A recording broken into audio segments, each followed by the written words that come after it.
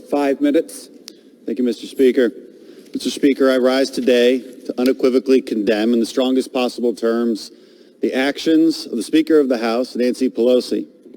Just last week, referring to her obstruction of bipartisan targeted relief bills that we could have voted on this floor, she said, quote, "Don't characterize what we did before as a mistake. This was not a mistake, it was a decision," end quote. When asked what had changed, why she is finally coming to the table on COVID relief, her response was simple: a new president.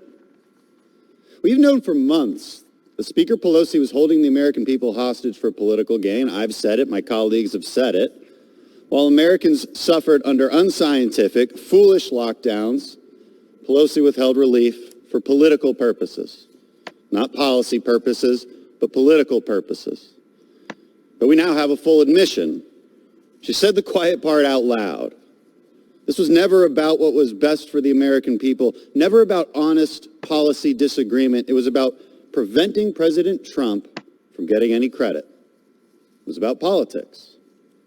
Speaker Pelosi made a simple calculation. She bet that if she could keep Congress from reaching a deal on COVID relief, that would hurt President Trump and Republicans and give her more power.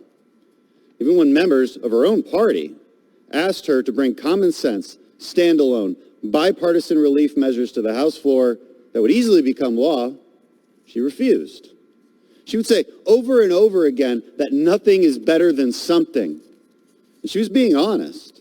She honestly believed that nothing was better than something, but better for who?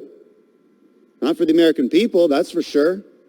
She believed that nothing was better than something for her and her party. It's hard to imagine a more awful and heartless strategy. And what's worse, Speaker Pelosi does all of this while people in her home state suffer from unscientific, unconstitutional lockdowns the Democrat leaders in California are forcing upon their citizens. These lockdowns are not based in science. They never have been. Study after study shows that they yield little, if any, benefits, but they impose extreme costs on the small businesses suffering under them. You know what else? The Democrat leaders making these executive orders, they know this too, because they're violating their own guidelines. The Speaker of the House couldn't even let a pesky little lockdown get in the way of a haircut appointment, even though those same lockdowns destroy the lives of her constituents. We've all seen the heartbreaking video of Angela Marsden, the owner of Pineapple Hill Saloon and Grill in Los Angeles.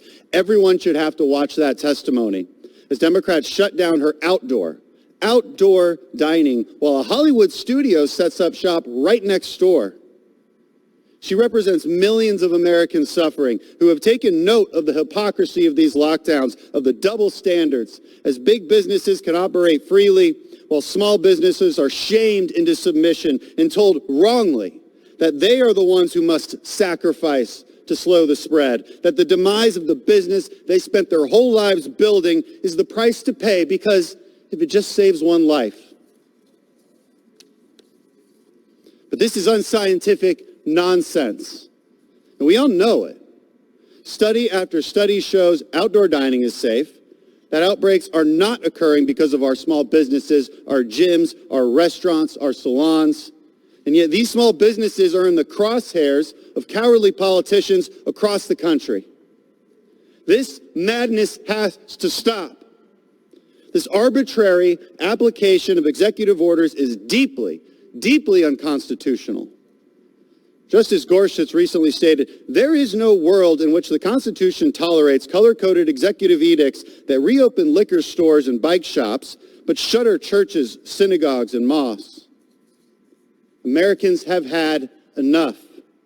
It is time to stand up against the hypocrisy of these so-called leaders deliberately harming the citizens they claim to represent, and to condemn the deeply partisan actions of the Speaker of this House. I yield back.